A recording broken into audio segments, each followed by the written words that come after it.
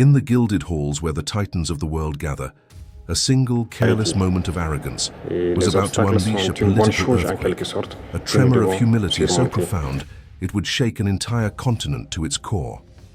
A powerful, established president, so certain of his own unassailable place in the world, decided to mock a quiet, unassuming captain, never realizing that he was about to be profoundly schooled in a lesson of true power that absolutely no one, least of all him, ever saw coming. Before we dive deep into this incredible and shocking story of pride and its devastating consequences, make sure you subscribe to our channel and turn on all notifications, because you will not want to miss these powerful, real-life tales that are shaping the future of our world.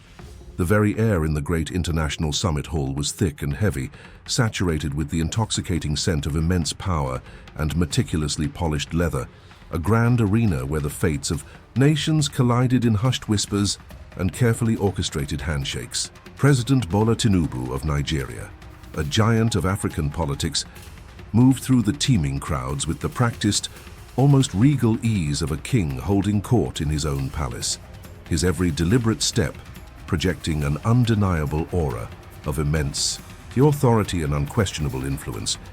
He was a seasoned veteran of this complex political theater, a senior statesman who genuinely believed he understood the intricate and delicate dance of diplomacy far better than anyone else in the room, seeing himself as both a mentor to some and an absolute master to all.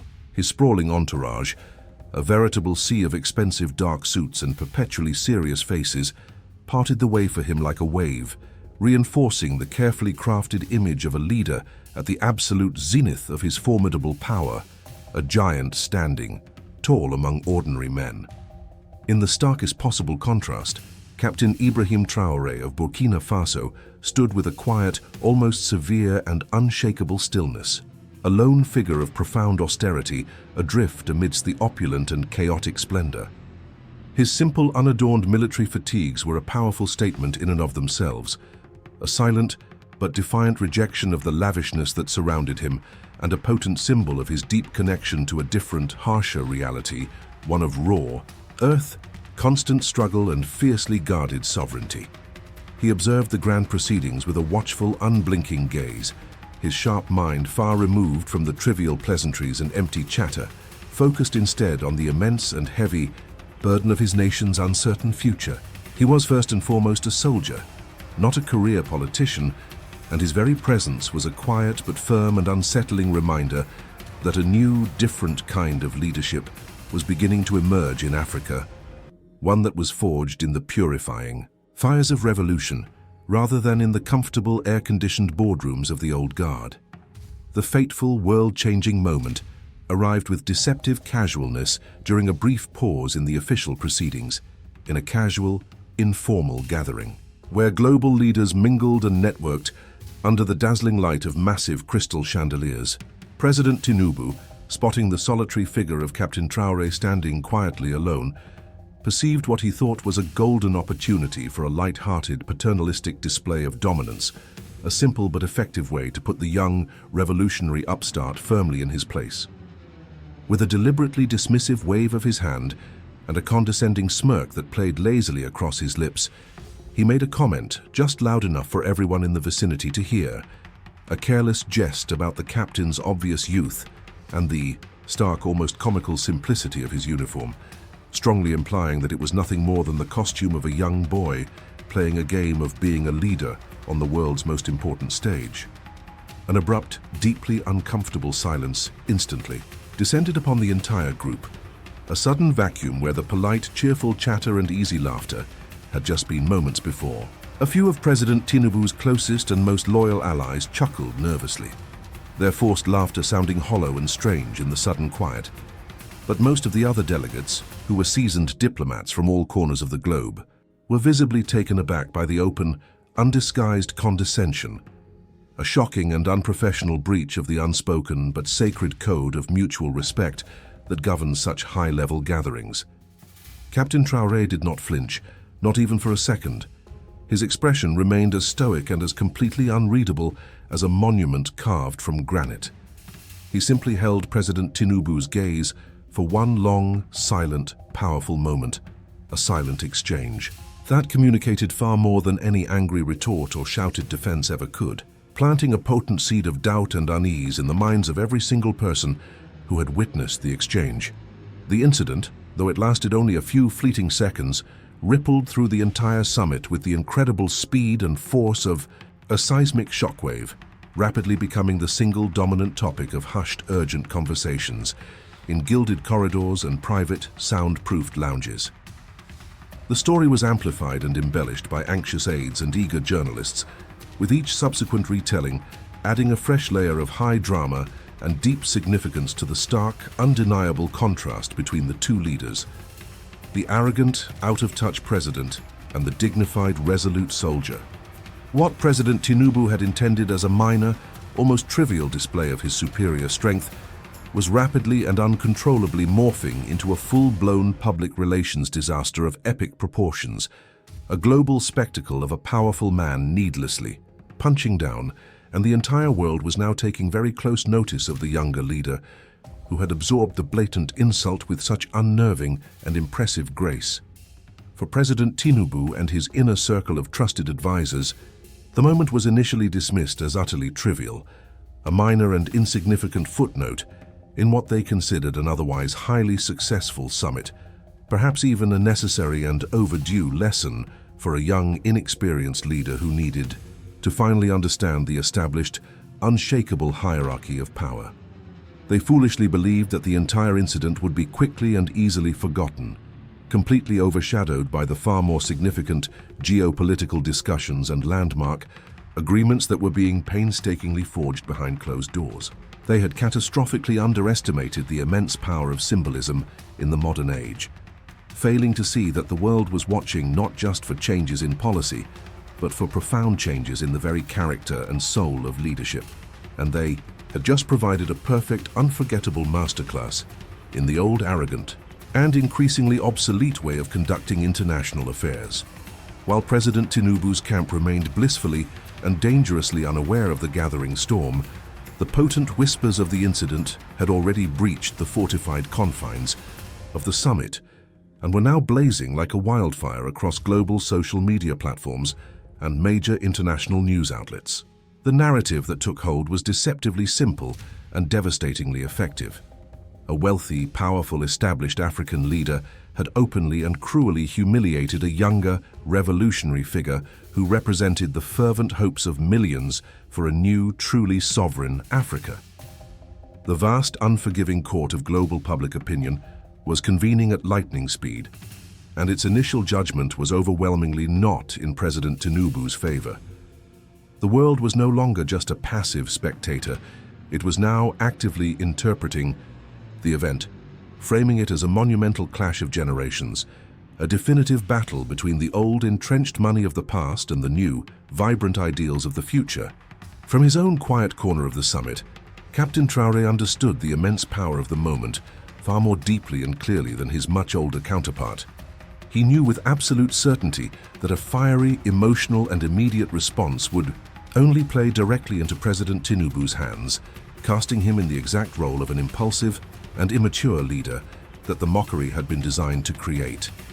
Instead, with extraordinary discipline, he chose the difficult path of strategic, calculated silence, allowing the Nigerian president's own actions and his own words to speak for themselves, to be judged on their own merits by a captive global audience. His calm, almost serene demeanor became his single most potent and effective weapon, a quiet and dignified defiance that was proving to be far more powerful and infinitely more intriguing than any shouted words of anger or protest could ever have been.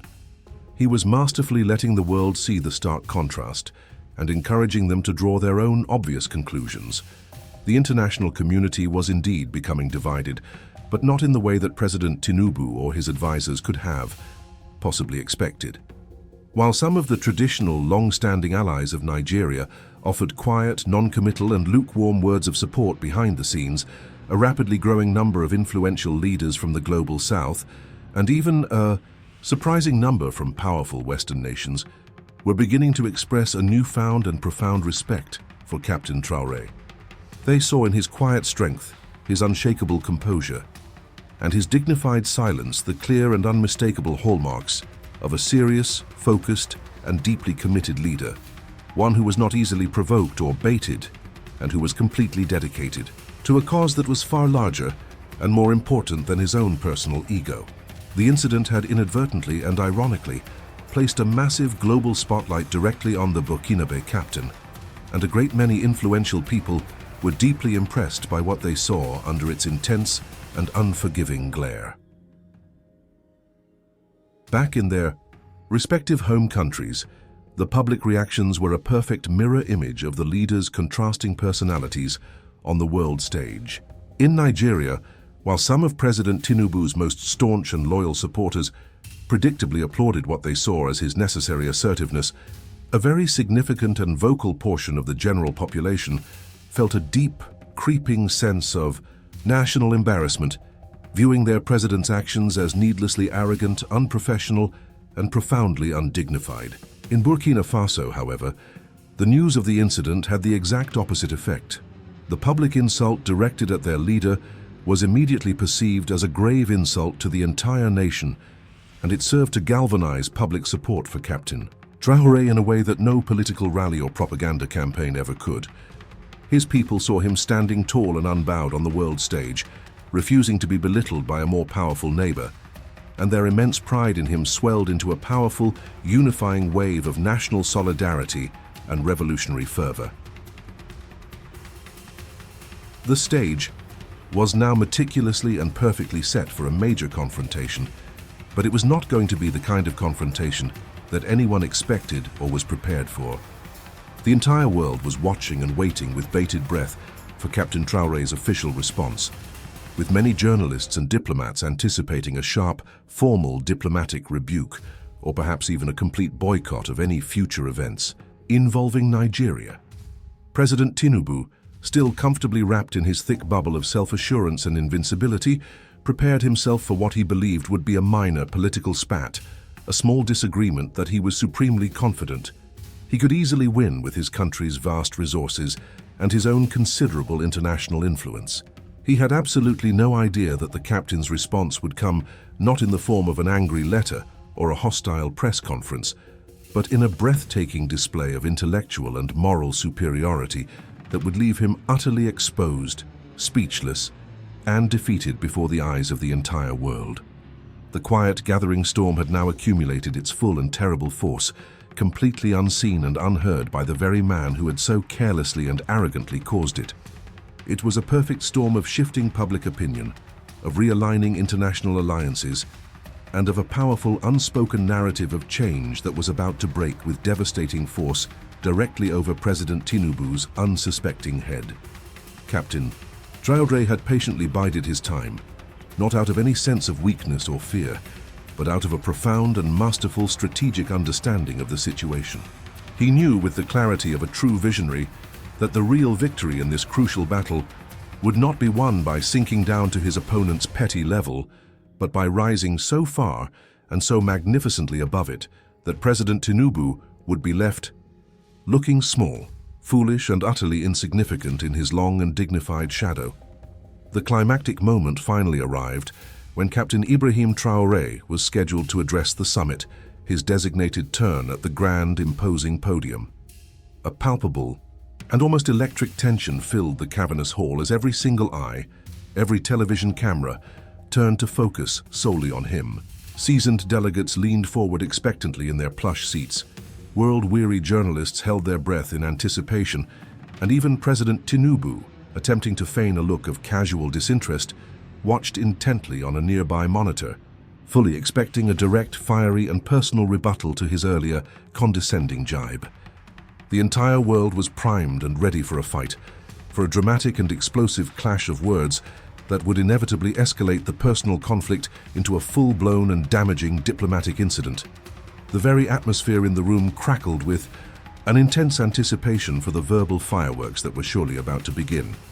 However, as Captain Traoré began to speak, it was immediately and startlingly clear to everyone that he had absolutely no intention of playing their predictable game. His voice, perfectly calm and deeply measured, filled the massive hall not with the heat of anger or the bitterness of resentment, but with a profound and steady conviction that commanded instant attention. He never once mentioned President Tinubu's name, nor did he even subtly allude to the public incident of mockery that was still at the forefront of everyone's mind. Instead, he delivered a powerful, moving, and deeply philosophical speech about the dawning of a brand new era for the African continent, an era that would be defined by unwavering national sovereignty, by unbreakable human dignity, and by the sacred, inalienable right of every single nation to forge its own unique path, completely free from the condescending dictates and meddling interference of others. He spoke not as a slighted politician seeking to score cheap and easy points, but as a humble and devoted servant of his people, his carefully chosen words painting a vivid and emotional picture of their incredible resilience, their long and difficult struggles, and their unyielding, unshakable hope for a brighter and more just future. He spoke with quiet authority about the ultimate folly of arrogance and the profound, corrosive weakness that almost always lies hidden just beneath a brittle veneer of manufactured, superficial power, gently but firmly reminding the assembled global leaders that true, lasting strength is found not in vast national wealth or in lofty, prestigious titles, but in moral integrity and in the genuine, heartfelt support of one's own people.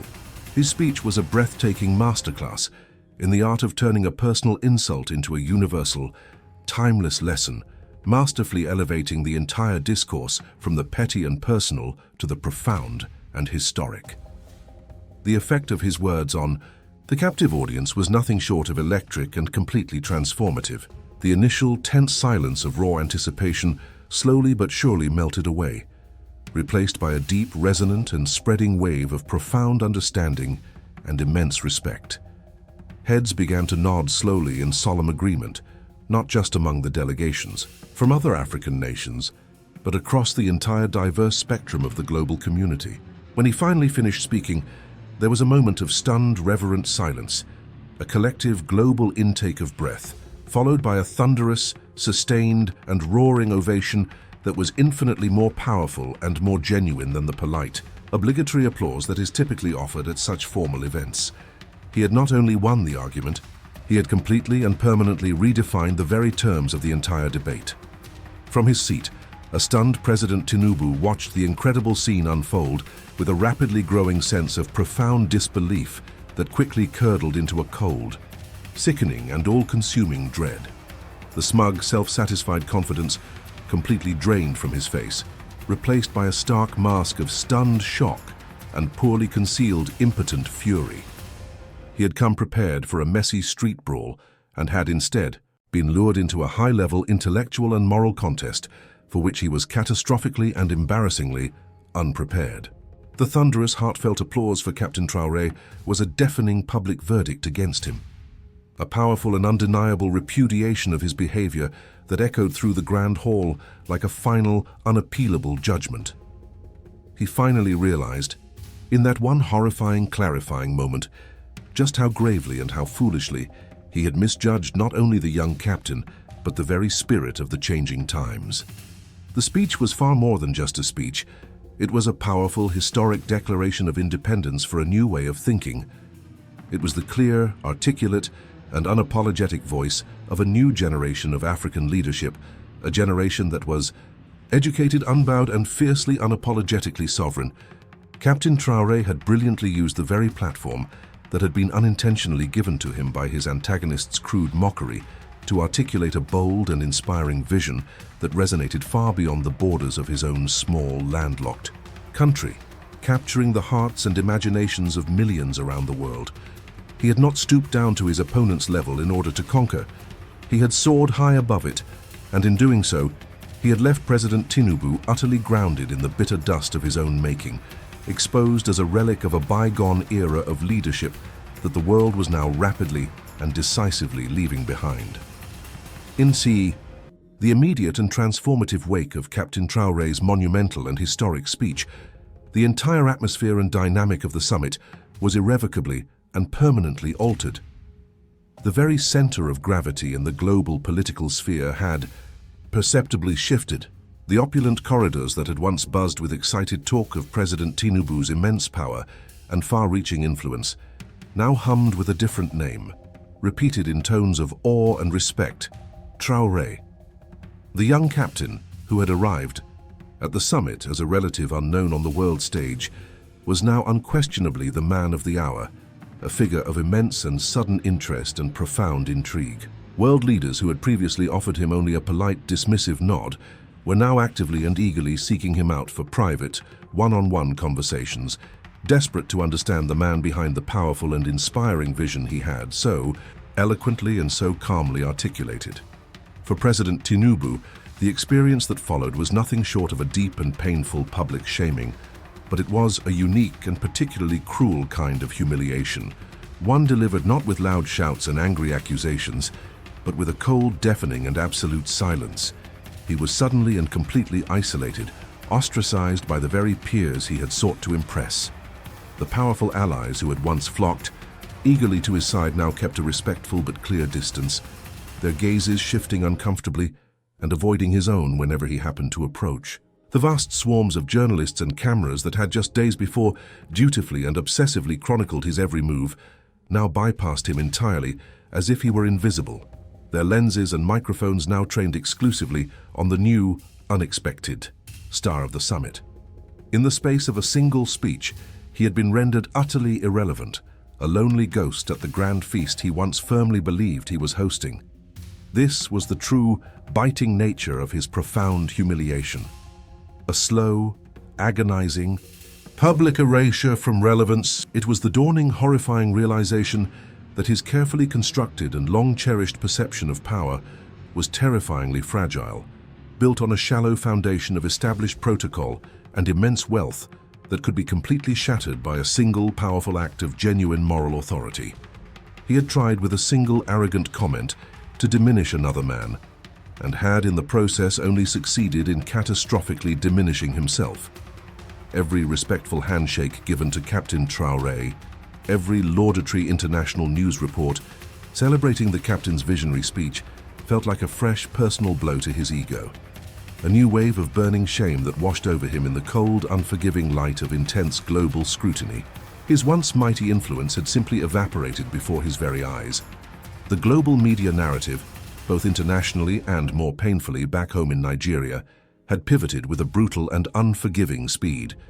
The headlines were no longer about Nigeria's crucial leadership role in Africa or President Tinubu's seasoned statesmanship. Instead, they screamed of his stunning and amateurish miscalculation, his deeply embarrassing display of public arrogance, and the meteoric and inspiring rise of a new African voice. Viral video clips of Captain Traoré's calm, dignified speech, masterfully juxtaposed with reaction shots of President Tinubu's stunned, angry face, flooded the internet within hours, creating a permanent and indelible digital monument to his very public and very painful downfall. The story was no longer his to control. It now belonged entirely to the world, and the world had decisively and unanimously cast him as the foolish, arrogant villain of the tale. The powerful shockwaves were felt immediately and intensely within his own government and across the whole of Nigeria. The public, watching the humiliating events unfold in real time on their television and phone screens, felt a deep and profound sense of second-hand embarrassment for their country. Their leader, a man who was supposed to represent the immense strength and proud dignity of their great nation, had been publicly and comprehensively outmaneuvered, outclassed and humbled for the entire world to see. The incident sparked a fierce and widespread national debate about the very nature of effective leadership and whether their president was truly in touch with the rapidly evolving spirit of the continent and the wider world. The initial mockery had backfired in the most spectacular and damaging way imaginable, severely weakening his moral and political authority both at home and abroad. Ultimately, President Tinubu was forced into a silent, deeply undignified, and hasty retreat from the spotlight. He conspicuously curtailed his participation in the summit's remaining high-profile events, his once powerful and commanding presence reduced to that of a mere shadow skulking in the corners of rooms he used to command. The man who had arrived with all the pomp and swagger of an undisputed king was now just desperately trying to avoid the relentless glare of the cameras, his departure from the global stage as quiet and as ignominious as his initial foolish attack had been loud, proud, and boastful. The humiliation was absolute and complete, not because he had been shouted down or formally censured, but because he had been made to simply disappear, effectively erased by the quiet, unshakable, and profound dignity of the very man he had so carelessly and so arrogantly tried to belittle.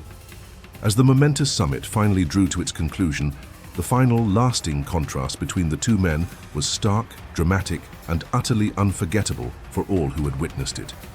Captain Ibrahim Traoré departed not just as a national leader, but as a celebrated and respected global figure, no longer just the head of state of Burkina Faso, but a powerful and living symbol of a new, assertive, and deeply thoughtful African consciousness.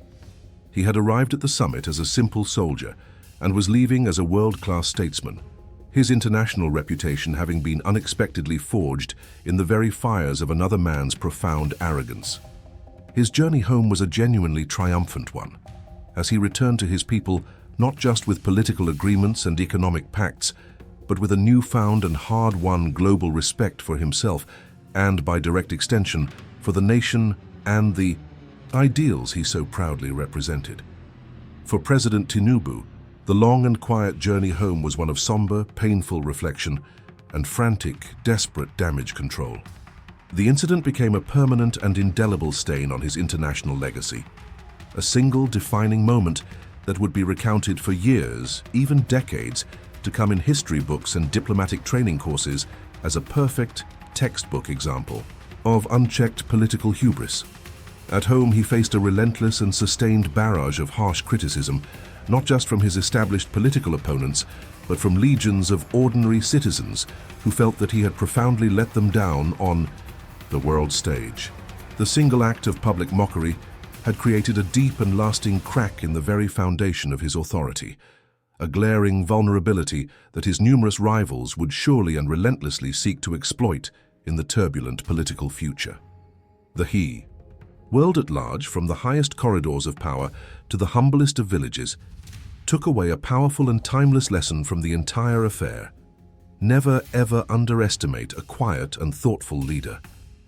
True, enduring power, the incident had so clearly and dramatically proven, does not reside in loud, boastful pronouncements, in extravagant and showy displays of personal wealth, or in the unthinking arrogance of a long-held and powerful position. It is found instead in quiet moral integrity, in an unbreakable and sacred connection to one's own people, and in a clear, compelling, and inspiring vision that speaks directly to the hearts and minds of others. Captain Traoré's victory was a profound victory for substance over style, for humility over hubris, and for a new, more evolved kind of strength. The story quickly and organically transformed into a modern-day fable, a powerful cautionary tale that was taught in diplomatic circles, debated in university classrooms, and discussed in communities all across the globe. It was a poignant story about how quickly and how unexpectedly the tables of power can turn, and how those who are tragically blinded by their own perceived importance and self-aggrandizement are often the very last to see the powerful winds of change blowing right in their face. It served as a potent and timely reminder to all leaders that the world is in a constant and unrelenting state of flux, and that the old guards who fail to adapt, who fail to show basic respect to emerging forces and new ideas, risk being completely and utterly swept away by the very tides of history they so arrogantly refuse to acknowledge. For the people themselves, the citizens of these two nations and beyond, the impact of this event was deeply and intensely personal. In Burkina Faso, a powerful and unifying wave of national pride surged through the entire country, a collective feeling that their small, often overlooked nation had stood tall on the world stage and earned the genuine respect of the world through the quiet, unshakable dignity of their leader. In Nigeria, the feeling was far more complex and painful. A bitter mixture of national embarrassment, profound disappointment, and a growing, desperate desire for a new kind of leadership, one that embodied wisdom and grace over empty bluster, and a fragile ego. The event forced citizens in both nations, and indeed across the entire continent, to seriously reconsider what they truly valued and demanded in a leader. The single most enduring image from that fateful and historic summit was not of political deals being signed or of economic agreements being made. It was the powerful, lasting image of a quiet, dignified captain, returning to the hero's embrace of his proud people, his core mission unchanged and his deep resolve only strengthened by the ordeal, set against the sad and lonely backdrop of a once powerful president, now isolated and permanently diminished, left alone to grapple with the heavy and enduring consequences of one single, foolish, and utterly unforgettable mistake. The world had been given a profound shock, and a powerful lesson had been learned by all that would not soon be forgotten. What a powerful and unbelievable turn of events. Do you believe this was a classic case of pride coming before a devastating fall? Was President Tinubu's public humiliation a necessary lesson for leaders everywhere in our modern world? We want to hear all of your thoughts and opinions on this incredible story. Please let us know everything in the comments section below. And if you were moved and inspired by this story, please show your support by hitting that like button, and be sure to subscribe to the channel for more powerful content that makes you think. Thank you for watching.